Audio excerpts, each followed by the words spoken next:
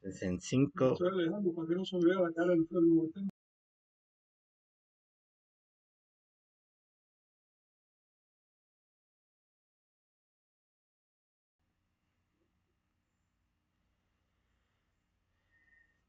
Saludos, muy buen día. Estamos en el programa Tantún Catún. Hoy, 10 de noviembre, el nuevo movimiento, Chicnahui Olin. Busca las causas, no actúes sin reflexionar. Conseguirás el éxito adquiriendo cultura y cultivando la humildad. Saludos a todos y Omei, buen día. ¿Qué tal? Muy buenos días a todos. Pues aquí con mucho gusto de volvernos a reunir para pues lo de cada domingo que estamos haciendo, la lectura y los comentarios. Y pues sí, aquí saludando a los compañeros Vicente, Mónica, Moy, Jenny, Frank. Buenos días a todos. ¿Cómo están? Sí. Y bueno, hoy tenemos la novedad Buenos días. de que Moy y Jenny nos acompañan desde Felipe Carrillo. Están allá en el santuario de la Cruz Parlante y pues nos van a contar un poco allá de cómo está el contexto de aquel lado. Okay. Sí, pues están en el día sitio de hoy, original de la guerra de Castro. Sí, Sí, como aclara comentan, estos estamos detalles aquí porque luego hay gente que no sabe. Sí, adelante, Moy. estoy aquí frente al cenote, a este cenote donde la historia dice que las cruces aparecieron, ¿no? Que aparecieron estas cruces, no solo unas, que serían como estas de acá, unas cruces de madera que, como ya sabemos la historia, avivaron el movimiento de insurrección, de resistencia del pueblo maya. Por acá voy a mostrar un poco desde afuera la iglesia. Esta es la iglesia de la Cruz Parlante.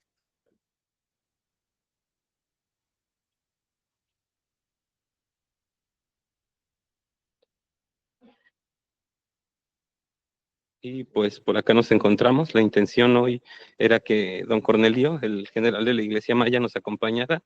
Sin embargo, le surgió una reunión, está allá en una reunión, pero aquí estamos nosotros para comenzar con una serie de lecturas que ahora van a realizarse desde aquí, desde el templo de la Cruz Parlante. Entonces, como ya saben, es un lugar histórico, pero también es un lugar vivo, porque existen aquí un sistema de guardias, está vigilado, o más bien está, ¿cómo nombro?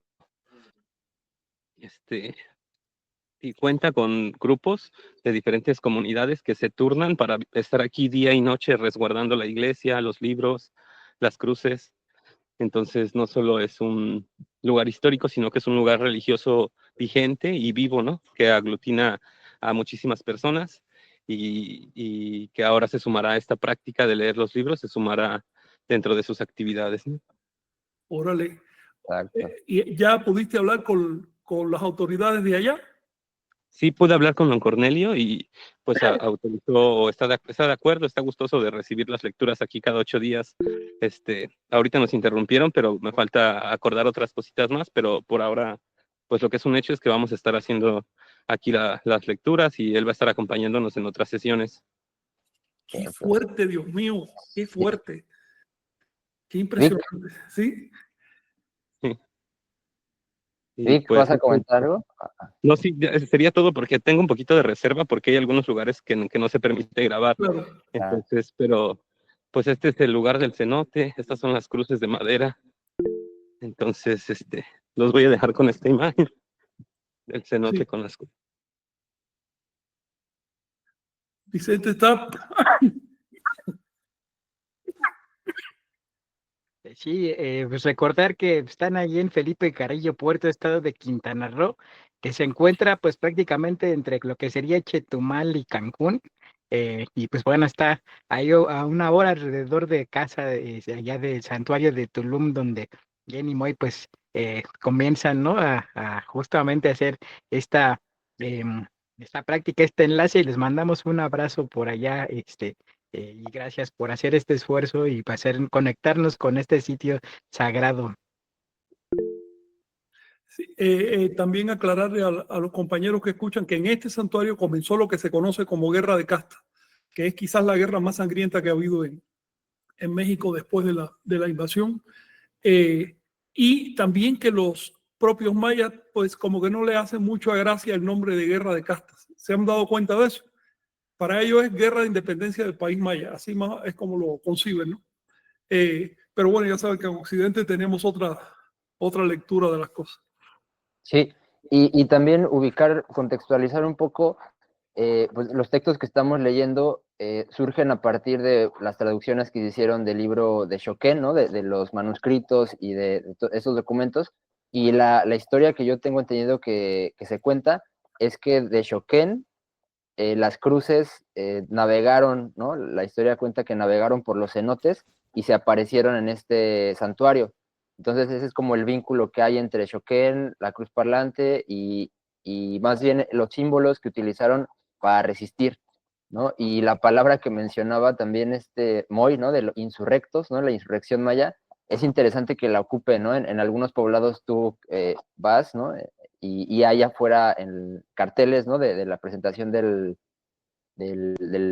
pueblo y dice mayas insurrectos, ¿no? En algún momento nos tocó ir por ahí y pues al final nos damos cuenta que es una región pues que permanece con sistemas organizativos, con símbolos, con tradiciones, con fiestas, que de alguna u otra forma recuerda, no tan vívidamente, no de una manera como tan directa, pero si podemos decodificar la cultura, nos damos cuenta que pues permanecen ese tipo de resistencias y pues de cultura, ¿no? Y organización.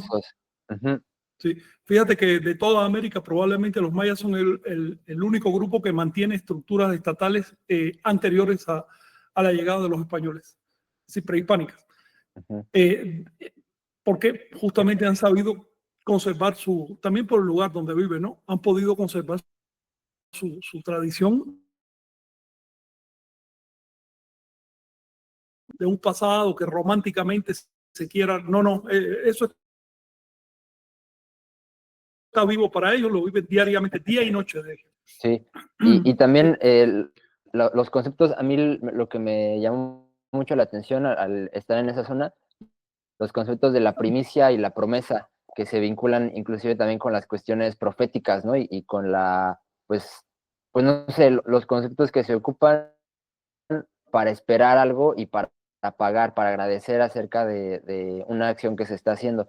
Entonces, pues la idea es justo seguir haciendo estas lecturas y más bien dedicarnos en este programa a eso, ¿no? A las lecturas y los comentarios, y quizá en otro espacio, lo estamos platicando, pues generar otro tipo de pláticas, otro tipo de charlas, porque notamos que a veces es mucha la información y pues no queremos como tampoco saturar, ¿no? Tanto el programa. Entonces igual ahí pues les iremos notificando de esos cambios que haya. Así es. Hoy se integra con nosotros Mónica Núñez, que va a dirigir la parte de una meditación introductiva, y a partir de esa meditación entramos directamente en la lectura. En otras palabras, este es un espacio que tiene una función litúrgica. Darle un formato lo más formal posible, ¿no? Porque estamos tratando con un texto sagrado y tenemos que hacernos dignos de la solemnidad que le dan los mayas y los que todavía viven esa tradición, para podernos integrar con su cosmovisión, con su forma de ver el mundo. En la medida que nosotros seamos formales, ellos nos van a entender a nosotros también. Exacto. Y pues es un ejercicio de autoconocimiento también, porque a través de estos textos, a través de estas charlas, pues nos damos cuenta, nos espejeamos, ¿no? De algún modo, y nos damos cuenta de que son temas muy vigentes, ¿no? Así es. Entonces, pues sí, pues eso sería como la introducción y pues las novedades del día de hoy, y pues empezamos yo creo que con la meditación, Moni, para darle fluidez a los temas. Muy bien. Buenos días a todos. El día de hoy nos vamos a preparar para esta liturgia. Vamos a cerrar los ojos si les es posible. Es una meditación corta. pero es como una preparación, un entrenamiento para que se sigan practicando de esta forma. Pueden ustedes, si tienen tlaco, se puede utilizar unas cuentas para que vayan haciendo el ejercicio, pero en el caso de que no lo tengan, tampoco importa, se puede hacer libre. El tlaco solo es un objeto de transición. La importancia cultural tiene un valor, por supuesto, pero vamos a practicar con los recursos que se tengan. No hay impedimento para la meditación. Entonces, lo que vamos a hacer ahora es cerrar los ojos muy gentilmente y vamos preparándonos para hacer este espacio de silencio mental. Vamos a llevar nuestra atención hacia los estímulos que lleguen de manera natural. Pueden ser sonidos, pueden ser sensaciones en el cuerpo. Hay diferentes tipos de estímulo que son los externos, los que captamos a través de nuestros sentidos. Y también podemos percibir que hay estímulos internos, pensamientos, recuerdos, imágenes, etc. Entonces, lo que vamos a hacer ahora es simplemente atestiguar todo esto que está pasando por nuestro campo perceptual. Vamos a poner atención primeramente en cualquier estímulo interno que podamos percibir.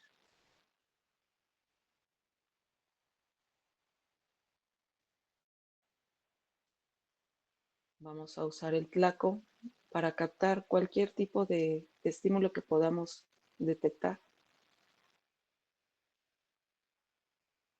Y ahora vamos a llevar nuestra atención a la respiración. Observa cómo está, hasta dónde llega, qué partes de tu cuerpo se involucran en este movimiento de respiración.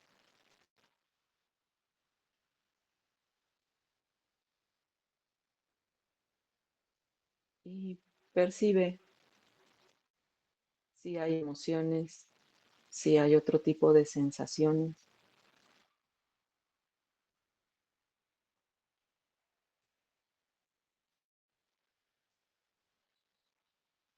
Y muy gentilmente acomódate si sientes incomodidad en el cuerpo.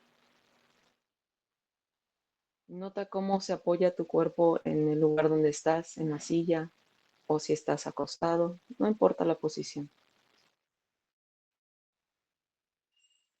Es importante recordar que durante la meditación, mientras más tiempo permanezcas, tu cuerpo de manera natural y tu columna se acomodan. E igual, si tienes la disposición de hacerlo, puedes tomar la postura que te sea más cómoda. Y sigue percibiendo qué otra cosa llega a tu campo perceptual. Nota incluso el cronista, el comentarista que tenemos todos en la mente.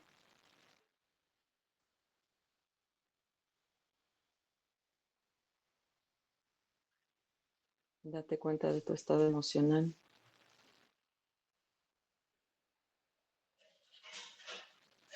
Y conforme hagas esto, simplemente vas a dejar que pase cualquiera de estas sensaciones o estímulos y vas a permitir que se disuelvan, como si fueran nubes en el cielo que con el viento se van disolviendo.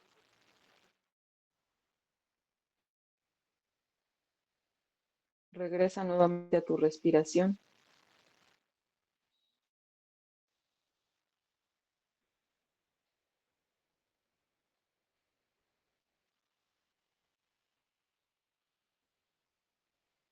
Y nota si en este ejercicio, mientras estás atestiguando, hay un momento en que te das cuenta que no hay nada más que percibir.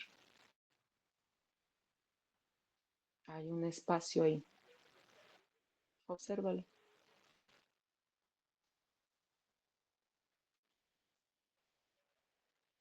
Simplemente nota, date cuenta de que está ahí.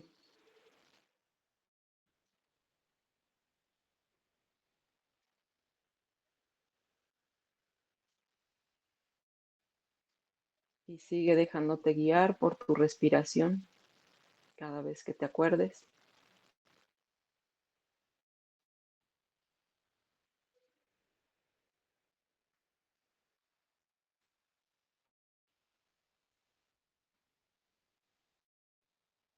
Muy bien.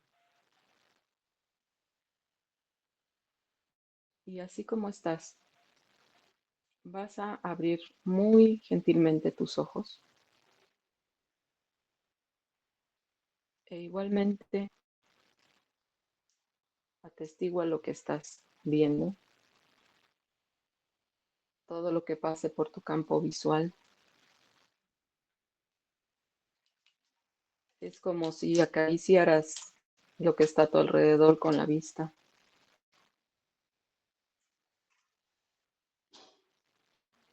Date cuenta de esta sensación que se puede trasladar aún con ojos abiertos a cualquier estado de conciencia y permanece así, en este espacio de silencio, de sobriedad. Y a continuación vamos a disponernos a escuchar las palabras de el libro sagrado maya.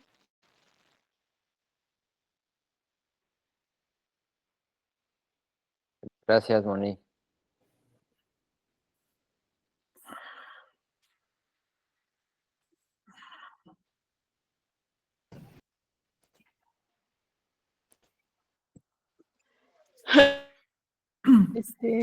Bueno, yo voy a empezar a leer.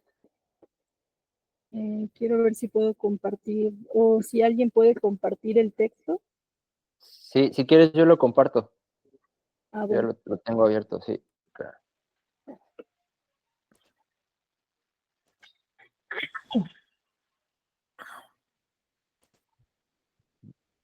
Es Cagua 11, ¿sí, verdad? Sí. Sí.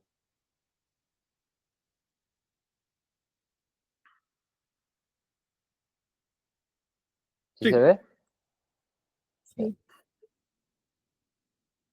Entonces dice Cagua 11, profecía de Uluak Chan, Catún 4 Ajau K20. El periodo más cercano es 2000-2020, ya ahora. Y Catún 4 Ajau K24, que se acerca en el 2064 al 2088. Tizimín, folio 131, Chumayel, folio 73, Caguá, 168, Maní 83-84 y Xoquén 188-189. Dice, profecía del llamado Uluak Chan. Termina el Catún 6 Ajau para que se asiente el Catún 4 Ajau. 24 años tiene su carga. He aquí lo que dijeron los hombres antiguos para cuando entre este cargador. 7 casas grandes es la sede del Catún 4 Ajau. 7 casas antiguas, 7 casas afrentadas, las celdas, las casas de las 7 veces sufriente Chichen Itzá es su sede. Cerrados tendrán los ojos. Al sur estarán la sede y el rostro del Señor ladrón del agua, cuando se establezca el protector de la tierra y enlace por la cola al Señor ladrón del agua. Cerrados tendrán los ojos, muerta la mirada los señores. Llorarán por su pan de maíz, llorarán por su agua. Se negará respeto a sus palabras, a todas sus confusas y moribundas palabras. Pedirán respeto, pero no serán respetados el oficio y el mando de los gobernantes de la tierra. Terminarán el respeto y la veneración, pues habrá otra voluntad que se preparará para la guerra y nada respetará. Tan solo pedirá respeto para sí misma, pero carecerá de respeto y no querrá respetar. Muy mezquinos serán el pan y el agua, con trabajo se conseguirán. Al oeste estarán la estera y el banco del gobierno del Catún Cuatro-Ajau. Derramará mucha sangre, la mortandad y la epidemia serán su carga. Cuando vengan los guerreros extranjeros a asentarse y a fundar en la tierra, derrocarán a los señores naturales de la tierra y despojarán a los señores de los pueblos. Esto hará el enjambre de hormigas. Ahorcarán y exterminarán por avaricia, y habrá epidemias y montones de huesos. Tal es la carga de este Catún. Muy mezquina será el agua, muy mezquino el pan. Restringido, fatigoso, escaso será el pan. No producirá pan este Catún. Por entonces gobernará en el cielo la estrella de la señal de apariencia azul, la verde tortuga, la señal de la luciérnaga azul, la señal del precioso orador, el valiente pionero, el hijo del alba. Pero nadie atenderá a la señal, pocos querrán escuchar todas estas cosas. La mitad del Catún será buena, la otra mitad no será buena. Cuando inicie será malo, en el 7º año descansarán. Tal es el rostro que presentará el Catún Cuatro-Ajau, en el que habrá mortandad y entrarán los buitres a las casas por cadáveres. Volverá a ocurrir en forma parecida cada vez que vuelva a plegar el Catún. Vendrá una nueva palabra cuando este cargador asiente su gobierno. Tal es el trabajo del Catún Cuatro-Ajau, según lo dijo el gran sacerdote Chilam Balam al explicar la antigua palabra de los ancestros y la carga del Catún Cuatro-Ajau. Cuando acabe la carga del Catún Cuatro-Ajau, se asentarán 4 años sin nombre hasta que acabe el Catún y se asiente el Catún Dos-Ajau cuando se complete el faltante. El Ajau se asentará tras el cargador del año. Al sur caerá el día 3 lluvia, primero de la veintena de Pop, en el año 1752. Menciono su inicio para que se entienda todo lo que está escrito encima, todos los días que tienen que pasar para que acabe, para que termine el doblez de Catunes. El Ajau en que se dobla un Catún cae cuando el cargador anual lluvia amanece de nuevo el primer día de Pop. El Cuatro-Ajau se sentó después que se sentó el día del año 3 lluvia. En ese día llegó el momento del Catún Cuatro-Ajau. Y ahí acaba. Ok.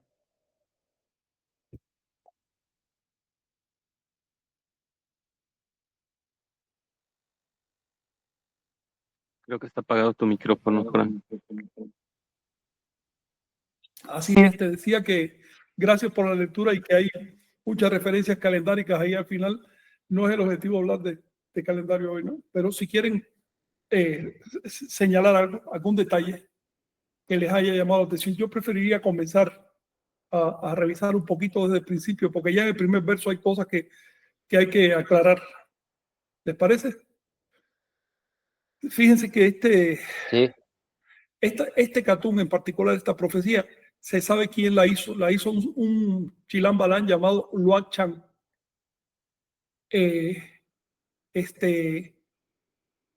Hay en total, se conservan 27 nombres de profetas mayas. Luego, muchas de estas profecías se sabe exactamente quién las hizo y también se sabe a veces cuándo fue copiada por última vez, porque el cronista dejó ahí el copista dejó su señal. En otras palabras, no son textos anónimos, son textos bastante claros. Se sabe su época, su contenido. Algunos se conservan completos, como este Catún, y se sabe también que los hizo. Estamos hablando de una veintena de autores que no se conocían, y que pertenecen a la historia de la literatura universal y sobre todo de la literatura sagrada, autores que no se conocían. En otras palabras, yo estoy previendo un futuro para la cultura de Anáhuac, donde se recupere la literatura, no solo la sagrada, sino el concepto de literatura en general, que eso está faltando. Porque por lo general se dice, no, eso son cosas de los indígenas y son cosas anónimas y se menosprecia, ¿no? Pero a ver, estamos hablando de una persona que escribió, sabemos exactamente cuándo escribió y qué fue lo que dijo y por qué lo dijo. Recuerden que este catún tiene un núcleo prehispánico sobre el que se bordan 3 temas. Primero, la invasión en el siglo XVI. Segundo, el copista de 1750 y pico le mete su propia nota al final. Es el que hace las aclaraciones calendáricas. Y tercero, el cumplimiento futuro, que es al que está referido el catún. Ese cumplimiento se tocó calendáricamente entre los años 2000 y 2020, pero va a tener una segunda edición a partir de 2064. Esto es otra cosa que deben notar: las profecías mesoamericanas, anahuacas, no son como las profecías bíblicas, que es así para un momento ahí cuando mágicamente, no, tienen fecha y tienen una razón histórica. Es decir, están reflejando lo que pasó en una fecha similar un tiempo antes. Ustedes saben que este calendario es cíclico, por lo tanto toda fecha va a recurrir en su momento, va a regresar. Y ellos consideraban que cuando se repite la fecha, se repiten las condiciones. ¿Por qué? No por una cuestión mágica, sino porque los lapsos, los ciclos calculados de la fecha estaban diseñados a partir de las observaciones históricas. Entonces habían visto que había cierta recurrencia de sequía, por ejemplo, recurrencia de guerra, recurrencia de un momento de efusión de sabiduría, otro momento de epidemia. Bueno, juntaban todas esas recurrencias y con eso construyeron el calendario profético. De manera que las predicciones son estadísticas y a partir de lo que ocurrió anteriormente. Está diciendo que este catún, que se llama Cuatro Ajau, empieza diciendo que tiene 24 años. Aprovecho para saludar a los estudiantes de antropología e historia. El sistema catúnico, los catunes de los libros de Chilam Balam miden 24 años, no 20 años como los han enseñado en las academias. Lean directamente el dato, no a través de lo que diga algún sabio moderno, sino directamente el dato, y confíen en el dato, porque el sistema cronológico de los chilames es perfecto, no tiene ningún problema. Ellos sabían más de su calendario que nosotros hoy. Ahora, otra cosa a ver en el verso 2 es que la sede de este catún, cada catún tiene su sede, que es un templo de alguna ciudad importante. Este tiene sede en Chichén Itzá. Están viendo aquí que el nombre propio de Chichén Itzá, el antiguo, era Uquil Yabnal o U-Yabnal, es igual. No se llamaba Chichén Itzá, sino Yabnal, que quiere decir 7 casas grandes, porque tenía 7 templos principales. Ahora, a partir de la llegada de Seacatopilsi, quien fue conocido como Nachi por los mayas, a partir de la llegada de Nachi en el siglo X después de Cristo, a Chichén se le apodó Chichén Itzá. Según dicen los libros de Chilam Balam, ese apodo se le dio en honor a Nachi por un detalle relacionado con el nacimiento de Nachi. Pero el nombre propio de esa ciudad antes era 7 casas grandes. Después el verso tiene un juego de palabras y le llama 7 casas afrentadas, antiguas o arruinadas, es lo que quiere decir. Porque ya en la época que se escribió Chichén estaba abandonada desde hacía siglos, estaban cayendo esos edificios, ¿no? Sigue diciendo que sigue orientando el catún hacia el sur en este caso, y le atribuye unos patronos que eran, si quieren, dioses, pero en realidad son fechas personificadas, tipificadas como dioses. Esos son los patronos del catún. Dice que en esa época, en la época de este catún, los señores van a tener tremendo problema y que por eso van a llorar. No se les respetará y por lo tanto carecerán de pan y carecerán de agua y estarán sentados en sus bancos de ocelote, pero nadie les llevará un vaso de agua. Van a tener que aprender a trabajar, es lo que está diciendo aquí, y por eso van a llorar. Esto se cumplió en el siglo XVI, cuando después que llegaron los españoles, durante más o menos medio siglo, los líderes mayas, las familias dominantes sobre todo, trataron de mantener vamos a decir, su forma de vida, ¿no? En sus edificios palaciegos y demás, pero ya no tenían seguidores, ya la gente se estaba siguiendo a otros amos, de manera que no se trata de que la colonia eliminara a esas clases dominantes, no las eliminó rápidamente, sino que las dejó un tiempo, fueron languideciendo poco a poco y desaparecieron. Los últimos vestigios del sistema de dominio que había antes de los españoles se extinguieron con la independencia. Todavía hacia 1800, por ejemplo, las casas reinantes de los mayas vivían en palacios. Pero después de la independencia, los políticos se apropiaron de esos palacios y los mandaron para el monte, y entonces tuvieron que aprender a vivir en chozas. Sigue diciendo que en esa época terminará el respeto y la veneración ancestral, es decir, se acabará un culto y empezará otro culto. Eso está hablando de la llegada del cristianismo, ¿no? Dice que habrá otra voluntad, que será una voluntad guerrera y no respetará otra cosa que la guerra. Porque los cristianos llegaron, bueno, imagínense qué marca psicológica recibieron los anahuacas cuando te vienen hablando de Cristo y te vienen con una cruz en la mano, pero haciendo la guerra. La impresión que les dio es que el cristianismo es una religión de guerra. Sigue diciendo que compara a los soldados que llegan con enjambres de hormigas y dice que ahorcarán y exterminarán por avaricia y que habrá epidemias y montones de huesos. Esto está describiendo lo que pasó y es un mentiz y es un salir a atajar esa propaganda que están haciendo los hispanistas respecto a que su llegada fue en paz y vinieron a salvar a los mesoamericanos porque los propios nativos de Anáhuac les suplicaron que vinieran a salvarlos porque estábamos en una religión falsa. Bueno, eso no fue así. Lo que describen las fuentes nativas es que hubo montones de huesos y que llegaron a conquistar por avaricia. Otra cosa importante en el verso 10. Dice que en esa época gobernará en el cielo la estrella azul, la estrella señal. También le llaman la verde tortuga, que quiere decir la tortuga preciosa o la tortuga de la renovación, o la luciérnaga azul. Le daban muchos apodos. Saben que están hablando de Venus. Dice que Venus era el astro que rige en el cielo en este periodo. ¿Por qué? Porque Venus es el emblema en Anáhuac de la renovación, del cambio. Debido al ciclo que tiene tan poderoso en el cielo, representa el cambio. Y Venus es el emblema mesiánico de los mesoamericanos. Venus es la serpiente emplumada. Y la serpiente emplumada para los anahuacas es el equivalente de Cristo para los cristianos, de Mesías para los judíos, del Avatar para los hindúes, lo que ustedes quieran. Toda gran religión tiene su título mesiánico, su imagen mesiánica. Bueno, era que está representada por Venus. Pero aclara lo siguiente, y esto me llama la atención. Dice, pero nadie atenderá a la señal.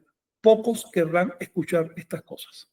Cuando dice nadie, pues es una exageración literaria, porque aclara, no es que sea nadie, sino que pocos estarán atentos a las cosas. Es una característica de los momentos mesiánicos, de los momentos en que cambian por completo las ideas religiosas. Eso se da cada cierta cantidad de siglos. Es una característica que la gente esté dormida y que la gente esté distraída en todo tipo de cosas. Justamente por eso, por ese estado de descenso de la conciencia, es que hace falta una renovación. Y por lo tanto, se separa la población en dos grupos, los que se dan cuenta de la señal y los que no se dan cuenta. Los que cada vez se hunden más en distracciones, en preocupaciones implantadas, en el culto al ego, el culto al cuerpo, en politiquería barata, y los que se dan cuenta de la señal y empiezan a entender que estamos en un momento histórico. Esa polarización que se genera en la sociedad, esa tensión, es justamente el detonante de la energía. Es como cuando tienes un cable eléctrico para que fluya la electricidad o para que se manifieste. Más bien, necesitas tener dos polos. Y mientras más tensión tenga esos dos polos, más fuerte es más fuerte la electricidad. Entonces, lo que detona los cambios sociales es la polarización de la sociedad conducida. Esto es un tema que hablaremos en su momento. Tampoco es que la gente se polarice y después se caiga a golpes y ya, sino conducir eso. Me gusta poner el ejemplo del agua y el fuego, el Atlachinoli, porque era el ejemplo que ponían los anahuacas y aparece muchas veces. Atlachinoli quiere decir agua quemada. Tienes por un lado el agua y el fuego. Se anulan mutuamente. Pero si eres habilidoso y los combinas, entonces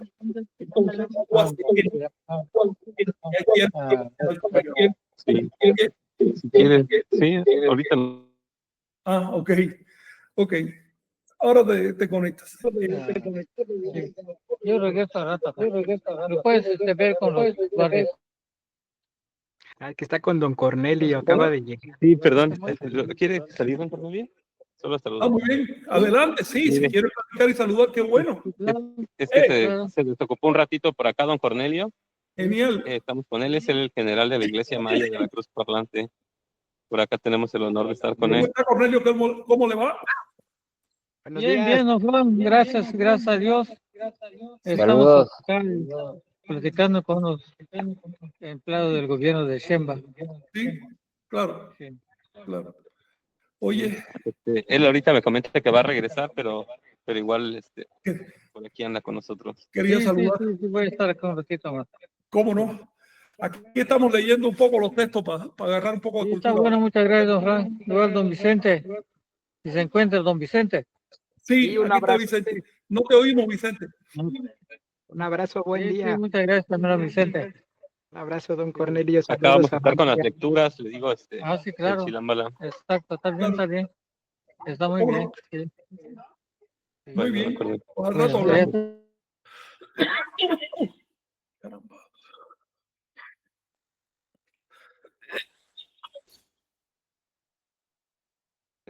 Listo, es que me comenta don Cornelio que va a acompañar a las personas que vinieron acá a la reunión, a otro Claro. lugar, pero regresa y seguimos platicando, pero Sí, por aquí ando.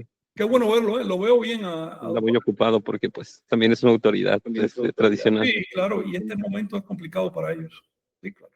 Imagínate, cambio de gobierno, cosas así. Ahora están viendo qué pasa. Pero veo que quedó bien de la operación de los ojos. Sí, ok. Está Sí, fuerte. quedó bien. Ok, bueno, pues vamos a terminar muy brevemente. Si ustedes tienen algún comentario o pregunta sobre esto, les quería decir otro elemento de este cartoon, es que la mitad será buena y la mitad será mala. Es decir, se van a combinar los elementos polares. Otro elemento es que dice con mucha claridad, volverá a ocurrir en forma parecida cada vez que se vuelva a plegar este cartoon. Este cartoon se pliega cada 260 años. Es una cuarta parte del ciclo completo de 1040 años. Y dice, cada vez que se pliegue, cada vez que aparezca el cartoon otra vez, va a haber condiciones parecidas. Es algo a tener en cuenta. Ahora, hay un detalle. La profecía realmente termina en el verso 13 que dice, esto es lo que dijo el sacerdote Chilán Balán. Después viene una nota del copista.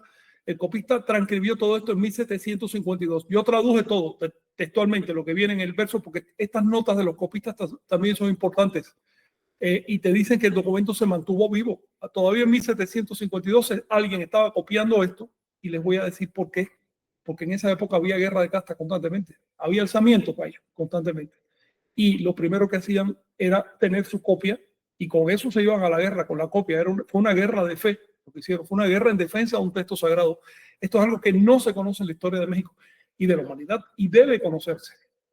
Sigue diciendo aquí una serie de datos calendáricos medio complicados. Algún día hablaremos de eso, pero quiero sobre todo que vean en el último verso, Moy y Jenny, ustedes que están entrándole a esto, observen que dice que el 4 house se sienta después del cargador del año 3 lluvia. Es decir, un 4 house se sienta siempre un año 3 lluvia. Ya sabes que después del signo lluvia viene el signo house, que es lo mismo que flor, y después de 3 viene el 4 al día siguiente. Así que en pocas palabras, el copista nos da suficientes elementos de correlación para saber exactamente cuándo se cumple todo esto.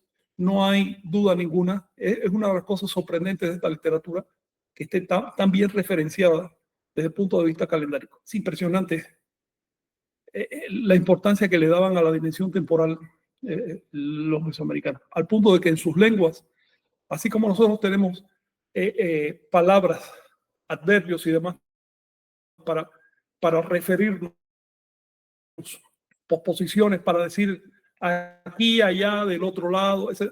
Las lenguas anahuacas tienen todo eso, pero todavía más profuso para hablar de tiempo. Imagínense que nosotros podemos decir hoy, ayer, antier, pero ¿cómo se llama el otro? Dice, no, pues hace unos días. Bueno, en las lenguas anahuacas encontramos hasta 7 intervalos. Y con eso tú estás viendo la precisión y la importancia que le daban al tiempo. Por eso es fundamental entender el calendario para poder entrar en esta literatura, porque buena parte de la información está cifrada.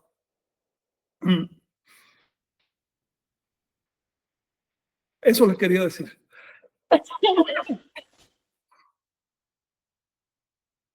Sí. Esto que comentas de la parte calendárica, perdón, creo que va a haber doble audio, me voy a alejar un poco. Ahí está. Esto que comentas de la parte calendárica son los quemadores que menciona el libro de el Chilam de Shoken. Ese es uno de los mecanismos. Ese es un mecanismo de articulación del Solkin, que es el Tonalpowali, con el año, normal, el año solar. Se articulan a través de una cosa que se llama los quemadores, que van orientando las porciones del año sagrado, el Solkin, y la van exponenciando, porque otra cosa que ya se han dado cuenta ustedes es que son niveles. El mismo ciclo que abajo te dura 4 días, arriba te dura 4 trecenas, y arriba 4 años, y 4 trecenios, y sigue por ahí. Son niveles. ¿Sí? Es un sistema exponencial.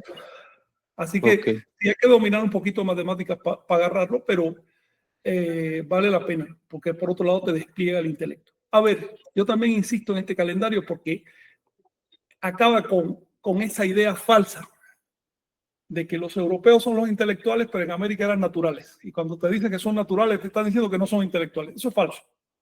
Eso es falso.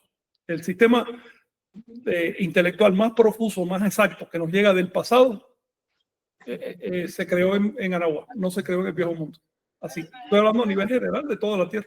No hay otro sistema con tanto alcance intelectual como el calendario de Anáhuac, por lo menos hasta el siglo XX, cuando ya se generaron nuevas cosas, ¿no? Hipótesis, teorías y demás. Pero es importante tener eso en cuenta.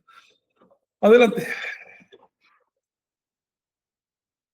Y bueno, ya solo como último comentario, a mí me llama la atención de este cartoon, que es el que acabamos de pasar, que cerró en el 2020, el cómo es esta epidemia, otra vez este pensamiento que no es polar, ¿no? Sino que justo estas condiciones de crisis son la base para que pueda haber una esperanza, para que pueda ser este gobierno de Venus, ¿no? Este gobierno cíclico de este momento en el que hay la oportunidad de cambiar las cosas, ¿no? Y eso es lo que vemos muy cercano, porque al menos después de 2020, pues ya no volvió a ser la realidad lo mismo, ¿no? Incluso ahora es la nueva normalidad, ¿no? Claro. Y la normalidad nunca volvió, por suerte, ¿no? Por suerte también, y también tuvo su parte trágica, pero por suerte algo se sacudió, ¿no? Algo se sacudió bien fuerte. Sí, hay una nueva era. Eso es algo que se debe meditar. En el futuro se va a ver mejor. Voy a usar una analogía de algo que ustedes entienden. Ustedes se dan cuenta que aquí hay recursos teatrales para colocar la información. Si tú estás exponiendo teatralmente la información, es decir, de manera que la gente la entienda, desde un niño hasta un viejo, a través de metáforas y de acentuaciones, primero tienes que justificar todos los argumentos. No puede haber un argumento que no esté justificado. Tiene que quedarle claro a la persona por qué está pasando eso, porque si no se pierde la historia. Segundo, tienes que polarizar, tienes que dramatizar el asunto. Así que tiene que haber una condición muy mala para que de pronto aparezca un salvador y se arregle la situación. ¿Ves? Si la condición no está mala, el salvador no tiene chamba, no tiene función. Entonces, el lenguaje mesiánico milenarista en todas partes de la Tierra es como una gran obra de teatro que se está representando a milenios y abarcando países enteros y civilizaciones enteras, pero tiene los mismos recursos. Eso se ha estudiado bastante en antropología, en el tema del héroe y de cómo el héroe sigue unos ciertos patrones. Y eso finalmente, el saber colocar una información y saberla manejar para que se extienda de cierta manera y generar un cauce. Toda una sociedad va para allá, tú generas un cauce y empieza a moverse un grupo por acá. Si ese grupo pasa de un 10%, jala al resto de la sociedad porque ese grupo tiene intención y el resto no. El resto solo es inerte. Esos son detalles de sociología que ustedes deben ir conociendo. Y otra cosa que deben conocer es qué tamaño tiene que tener un grupo con respecto a su base para que se destaque o para que haga algo o para que se pueda hacer algo con ese grupo.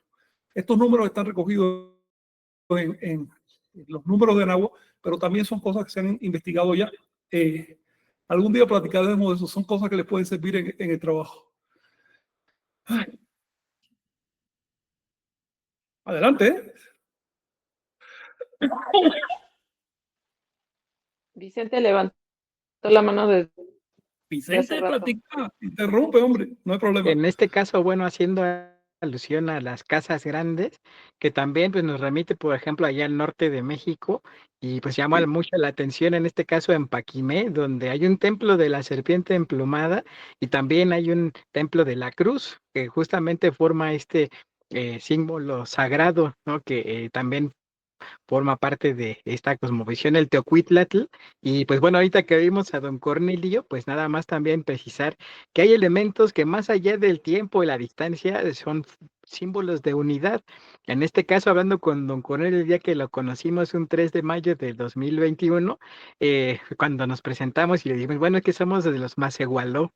Macehualó todos saltaron allá y en este caso fue lo que nos permitió abrir las puertas, ¿no? En este caso, porque como bien nos decía Moy, no hay restricciones en ese sentido en los templos, no se puede grabar, pero pues bueno, gracias a la apertura de don Cornelio y a los macehuales, a los macehualó, se dio este enlace, ¿no? Y que pues bueno, forma parte de la bandera de Yucatán, ese venado, y en el norte, la danza del venado, justamente los merecedores, los que se ganan el merecimiento, es algo que nos da unidad y que justamente este héroe Seacat, el gobernante de Tula, que pues se hizo gobernante también en Chichén Itzá, pues partió pues por toda Centroamérica hasta el norte, ¿no? De México y pues lo cual es parte también de esta gran hazaña, ¿no? Que nos invita justamente a cumplir las profecías. Bueno, eso es lo que quería Sí, comentar. sí. Y Moni, pues adelante, muchas gracias. Oye, antes recalcar un detalle, me parece muy atinado que menciones esto. La capital de los mayas y la capital de los chichimecas se llamaba igual Casas Grandes, cada uno en su lengua, ¿no? Y eso está muy interesante. Moni, ¿sí? Bueno, sí, disculpen por la voz, pero estoy un poquito mal de la garganta. Respecto a ese tema de los macehuales, es interesante porque, por ejemplo, en religiones ya sincréticas, como también se ocupa un término para denominar merecedores y se les llama macaseguas y que viene de esa raíz, ¿no? Está curioso. Entonces es parte de lo que ha permeado hasta nuestros días. Y por otro lado, también me parece interesante notar que estas escrituras tenían un objetivo diferente al de las profecías, por ejemplo, del Apocalipsis o de pues las religiones, ¿no? La religión cristiana. Porque el objetivo no era implantar o inocular miedo en las personas, en los seguidores, sino era simplemente prever. Es decir, viene un ciclo, hay que prepararnos para este ciclo, ya sea para cumplir una profecía favorable o para minimizar los efectos negativos de las profecías que no son tan buenas, ¿no? Sí. Y es interesante apreciar esto, cómo es que se manejan la ideología moderna y esa ideología antigua. Es increíble ver cómo se fomenta actualmente el miedo, la parálisis y otro tipo de actitudes que no son benéficas, realmente no nos van a servir para adaptarnos como seres humanos frente a la vida. Y en cambio, en esta antigua religión tolteca, era simplemente ver los hechos, prepararse, porque había, como tú lo acabas de mencionar, Frank, había un cálculo estadístico, una frecuencia, y entonces simplemente era prepararse para ello, ¿no? No hay necesidad de inocular miedo. Hay que preguntarse por qué o para qué actualmente se nos trata de Sí, amedrentar, ¿no? sí. Ese es mi Mónica, punto de vista. lo que estás diciendo es un detalle que sorprende. Uno esperaría que con el paso del tiempo las ideas religiosas evolucionen. Resulta que no es así.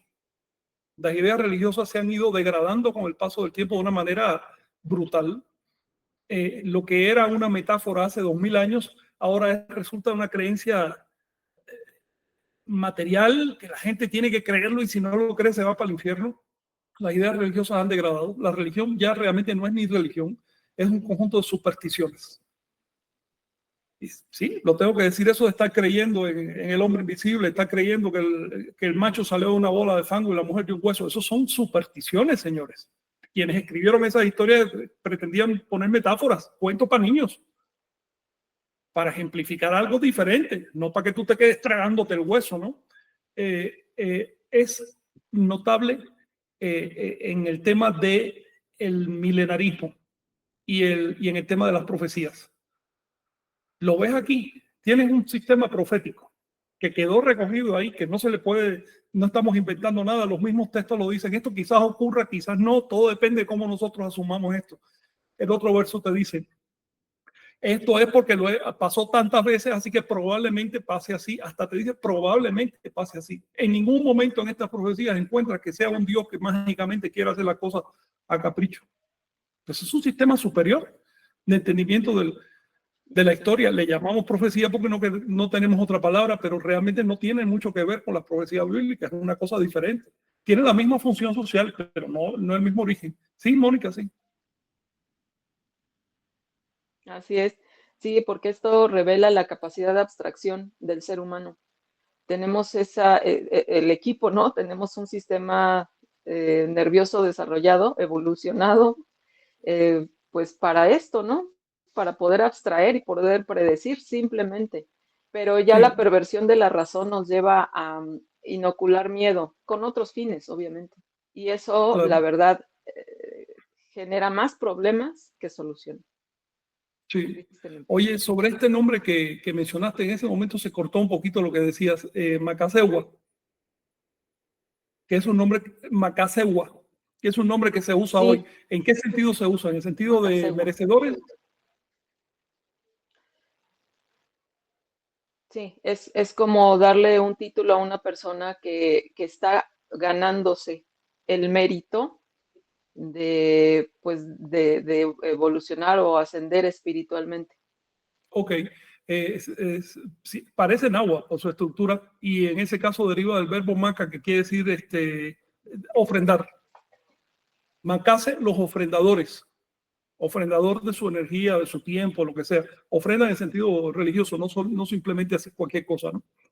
Y Wa, que poseen esa cualidad. Por otro lado, el concepto de Macehualó, que es Macehuales en español, o Macehualtin en náhuatl, viene del verbo, más bien viene de la raíz más, que le da nombre incluso a los venados y a un montón de animales con cuernos y demás. Esa raíz más, que es la misma raíz que en Asia es mes, de Mesías, te voy a decir. Quiere decir el carnero, el animal con cuernos. Bueno, aquí se dice Mazar en náhuatl. Y esa raíz mes quiere decir el que se sacrifica, porque estos animales con cuernos eran el sacrificio en los templos. Entonces, el sacrificado, el que se sacrifica y por lo tanto merece, el que sacrifica algo suyo. Es el mismo concepto en el fondo de dar algo, pero la etimología es diferente. Sí, y es muy llamativo que los mayas hayan adoptado, los Kusops hayan adoptado un título náhuatl para identificarse a sí mismos, más igual. Le ponen el sufijo o, que es el plural en maya, entonces se llaman macehualos, los macehuales, pero el título sigue siendo náhuatl. Eso es muy llamativo. Y creo que eso o bien ocurrió cuando Topilzin llegó, porque en la época de Topilzin no se hablaba todavía náhuatl, pero sí se hablaba una lengua muy parecida donde existía la palabra macehual. O bien lo adoptaron de la lucha de Francisco Tenamaztle en contra de los españoles, porque ellos cuando acabaron la guerra del Mistón se refugiaron en algún lugar que no se sabe dónde fue, y yo pienso que se fueron a la zona maya. Este es un tema que vale la pena investigar antropológicamente, es decir, ¿de dónde sale el título de Macehualó? Y es una bendición que ellos lo conserven porque unifica los grupos mayas con los grupos nahuas. Muchas gracias por la información, Frank. Está interesante descubrir la etimología de las palabras. Gracias. Sí, sí. Sí. Jenny o Moy. Y acá queríamos comentar, es que se nos acabó la pila en la computadora y ya se nos va a acabar en el celular, pero bueno, quería comentar algo que sobre el texto, pero uniéndolo con la realidad de aquí de la iglesia maya, que a ver si lo logro poder compartir como quiero compartirlo, pero nos parece muy particular que aquí en el Santuario de la Cruz Parlante hay, por ejemplo, un acomodo muy especial, ¿no? Del espacio, una construcción muy especial de la iglesia y del espacio, ¿no? O sea, por ejemplo, hay mucha vegetación, ¿no? Hay muchos árboles, está la ceiba en el centro, y hablábamos Moy y yo de que, por ejemplo, que es distinta la disposición del espacio de una iglesia cristiana a una iglesia maya, porque algo muy característico es que en las iglesias o sea, en las iglesias mayas está el santuario, pues, donde El altar. hay un altar y donde la gente llega a ofrendar el atol, ¿no? Se llega se puede decir a meditar y se ofrenda el atole, ¿no? Se pide por algo, se ofrenda una vela. Y también está un espacio donde son unos dormitorios para los peregrinos, unos cuarteles. Cuarteles, claro. Para los peregrinos y también para las guardias que se hacen, ¿no? Y Claro. entonces tiene que haber también una cocina para que coma la gente que está Claro. aquí. Entonces, Y es comunitario.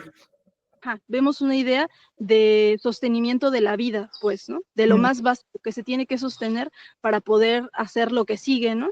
Pienso un poco en la pirámide que propone Guillermo Marín, ¿no?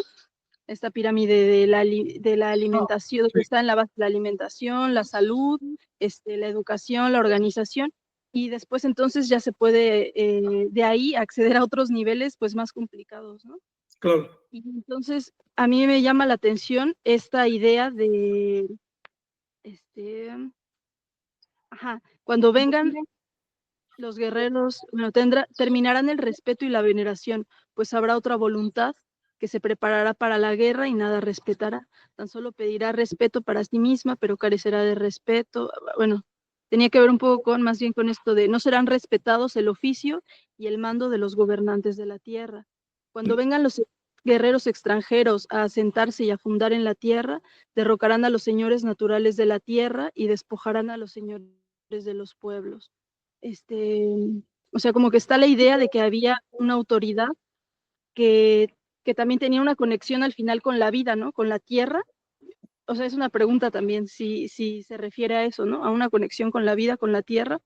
Y después llegan los extranjeros, que hay una autora, por ejemplo, que se llama Yayo Herrera, que habla de esta palabra o sea, habla de la actualidad también, como de que ya existen los extraterrestres, ¿no? O los alienígenas, que son los extranjeros de la Tierra, ¿no? Ella dice.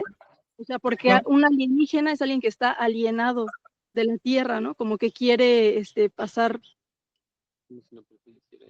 como si no perteneciera a ella, ¿no? Quiere salir de Claro. eso.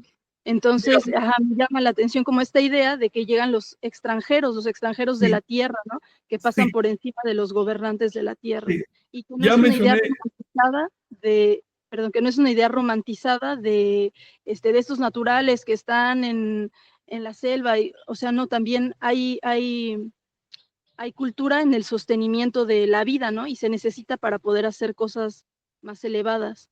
Y me llama la atención eso, como el funcionamiento de la iglesia. Espérate, antes de construir una hipótesis, siempre verifica tus bases. ¿Qué quiere decir en este caso, por ejemplo, los gobernantes de la tierra? Bueno, es que en maya, en esa época por lo menos, existían dos maneras de decir extranjero. Uno es extranjero de lengua aunque viva en tu misma tierra, y otro es extranjero de tierra, aunque hable tu misma lengua. ¿Ves? Había dos palabras para decir extranjero. Entonces, los que llegaron eran extranjeros en los dos sentidos, pero especifica, ellos van a destruir a los gobernantes de la tierra porque son extranjeros de la tierra, en ese sentido. No es que sean simplemente que gobiernen la tierra, el terreno físico, sino que está refiriendo al hecho de que no son extranjeros. Por ahí va la intención. ¿Ves?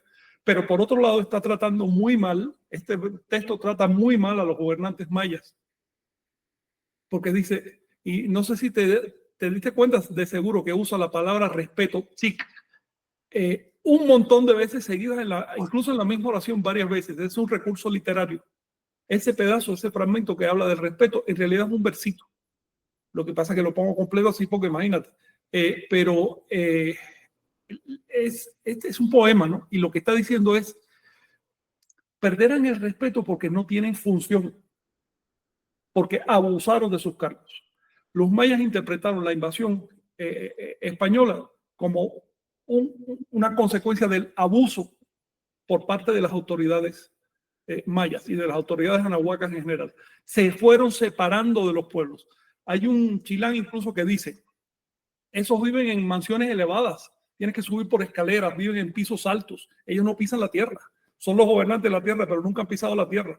Y cuando salen van en andas y los cargan la pobre gente, ¿no? Es decir, se fueron distanciando, ya de generaciones ya no sabían lo que era pasar hambre ni ir a buscar agua, ¿te das cuenta? Entonces, debido a eso, se aflojó el poder. El poder radica en el respeto. Se les perdió el respeto y cuando llegaron los españoles, la gente ya no dio un peso por esas familias gobernantes. Esa fue la tragedia que ocurrió en Anáhuac y en toda América en el siglo XVI, que para entonces ya había unas castas gobernantes bastante gruesas, ¿no? Pero por otro lado, también lo que están diciendo los textos, los auténticos sostenedores de la tierra, los auténticos poderes de la tierra, no son esos que están ahí arriba en esos edificios, en esos palacios, no. Son otra gente que está caminando a lo mejor descalzos por ahí. Son los que están haciendo el verdadero trabajo. A eso estos textos le llaman los cargadores de la tierra. ¿Te acuerdas que leíste eso? Los hermanos que sostienen o que cargan la tierra. Esos son los auténticos, es lo que está diciendo. Ponte en el lugar de ellos. Ellos tenían que explicar cómo es que un sistema tan integrado y tan organizado y de tantos milenios como el Anahuac cayó en una década. ¿Ves? Cayó simplemente por un puñado de extranjeros, de advenedizos. Y la solución fue esta, es que las clases gobernantes ya no están cumpliendo su papel. Así que hay que tener cuidado de leer estos textos porque no es una guerra de a dos, es una guerra de a tres. Y me refiero, o sea, quería decir, esta palabra extranjeros, eso no solo se está refiriendo a los ibéricos, ¿no? Mira, O sea, cualquiera, sentido, la misma palabra que usan para los ibéricos, la usan para los náhuatl. Ajá, Cualquiera que venga del otro lado, por ejemplo, Nachi se le llama el extranjero. Los mayas le llamaban el extranjero porque era náhuatl. ¿Ves? En buen sentido, ¿no? De hecho, la palabra que se usa para extranjero es tul, que también quiere decir señor. Así que si tú le dices a alguien tul, no le está diciendo ya extranjero, le está diciendo señor. ¿Ves? Era la cortesía de la época, que si es un extranjero, tú no le dices tú, sino le dices, oiga, señor, y usas un título especial. ¿Ves? Porque está en una condición desfavorecida. Luego, lo que estamos viendo también es un modo de vivir y un modo de referirse a los demás, un modo de tratar con la gente que nosotros hoy no tenemos ni idea de cómo es eso. ¿Ves? Ahora tú le llamas a un extranjero perro y sigues caminando y no pasa nada. Pero en esa época no se lo permitían. Y esa fue parte también de la tragedia, porque los que llegaron no tenían esos principios de convivencia.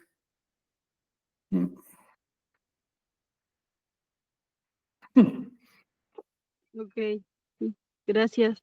Perdón, acá tal vez vamos a salir porque se nos está acabando la pila, pero vamos a estar hasta donde nos dé la pila. Estamos al habla, si tienen que salir, salgan cuando quieran. Ya nosotros estamos acabando también por aquí. Si tienen compañeros algo más que decir, Mónica, Omey, Vicente, John, ustedes casi no han hablado. Sí, para irse hablando, avisarles, ¿no? En este caso, que el día 24 de Este mes de noviembre iremos allá a Cuautitlán y a Tepoztlán también para hacer lectura de el paso de Seacat por allá. Y en el mes de diciembre, pues ya prácticamente estamos por anunciarles también pues un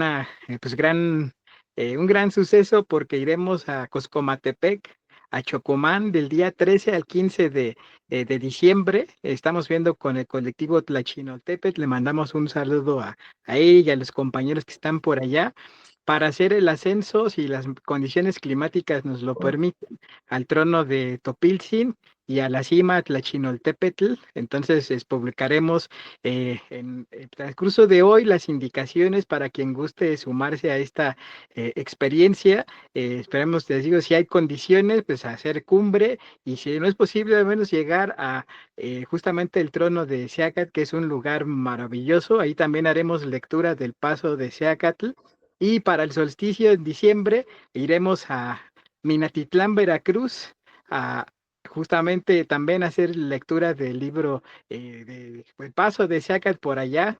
Y también en Coatzacoalcos para honrar su partida. Entonces les avisaremos en estos días para que pues ahora sí chequen su agenda, si se tienen su oportunidad de sumarse, va a ser un gusto, y si no, pues por aquí les compartiremos también parte de esas experiencias por lo regular allá en Chocamán, como es subir a la montaña, Chocamán Viejo, donde está la tumba, y a donde justamente también pues fueron esos senderos que pues inspiraron a seguir la ruta de Seacatl.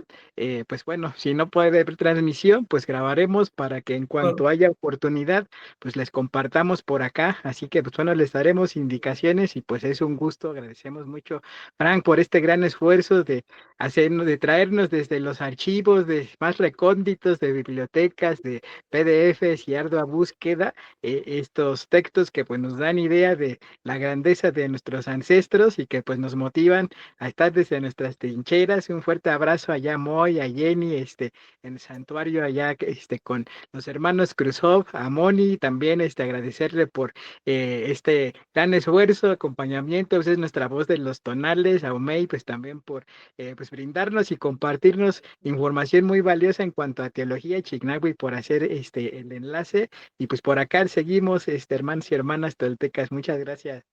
Cómo no, y saludo a don Cornelio por allá y a los demás compañeros del grupo Cruzó.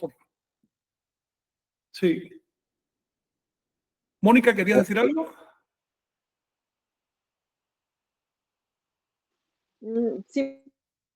Simplemente agradecer por permitirme participar y saludarlos a todos. La lectura estuvo súper interesante y pues bueno, nos veremos en un próximo encuentro. ¿Cómo Sí. no? Buena tarde. John, ¿algún comentario de la gente que nos está viendo? ¿O?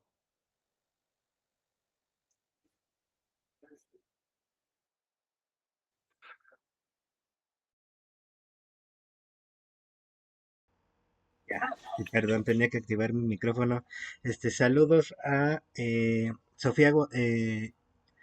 Sofía Giovanna, que está ahí en Colima, Adriana Feldenkrais, a Darío Villarreal, Abraham Estrada, Lucas Rodríguez, Mauricio Folk, Luis Mello, Rambam, Agüida Danilo, Huitzli Tlacatl desde Guatemala, Pepe San, Dani Palacios desde Cancún, Marco Andrado Olvera comenta, ¿por qué es tan importante el caracol marino en la cosmovisión de Anáhuac?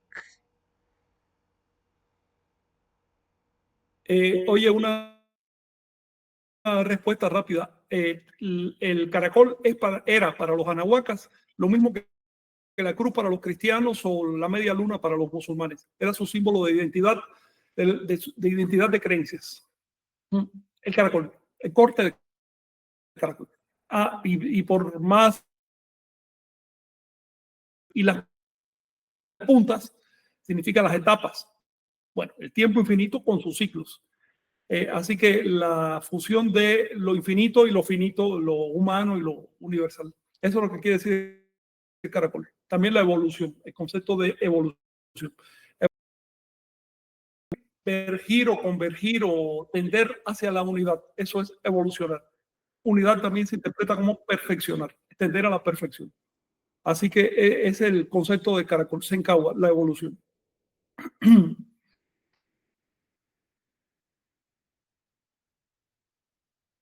John.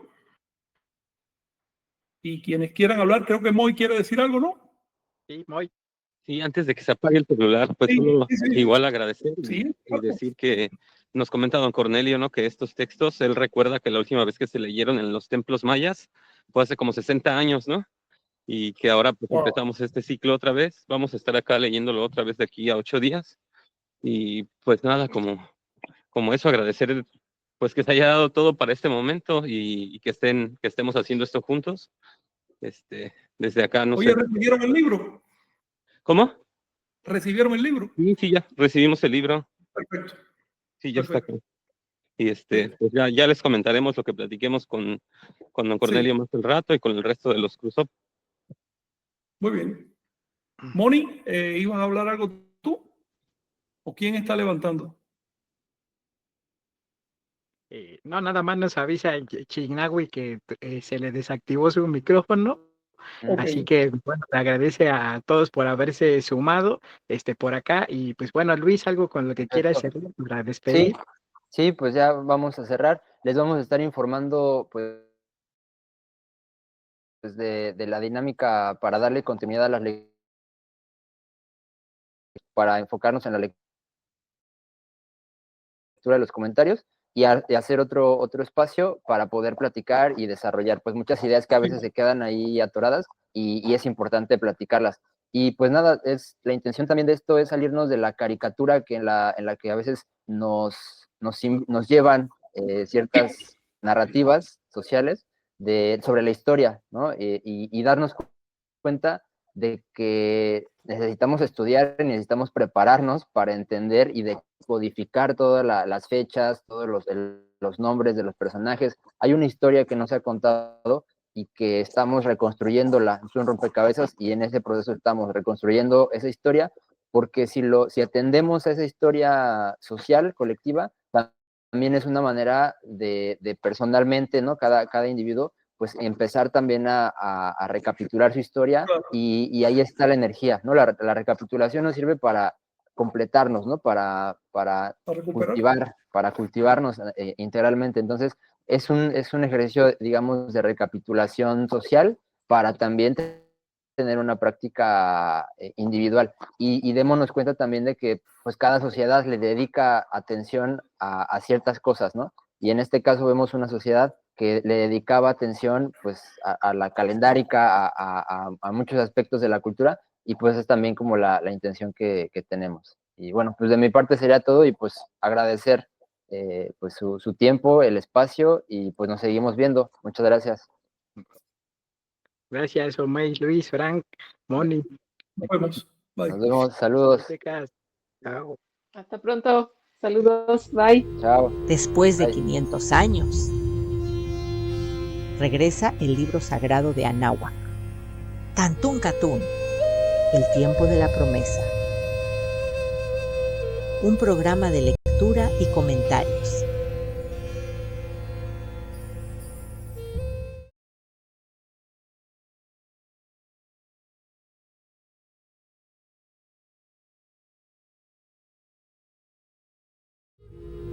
Después de 500 años, regresa el libro de Anáhuac, Tantún Catún, el tiempo de la promesa.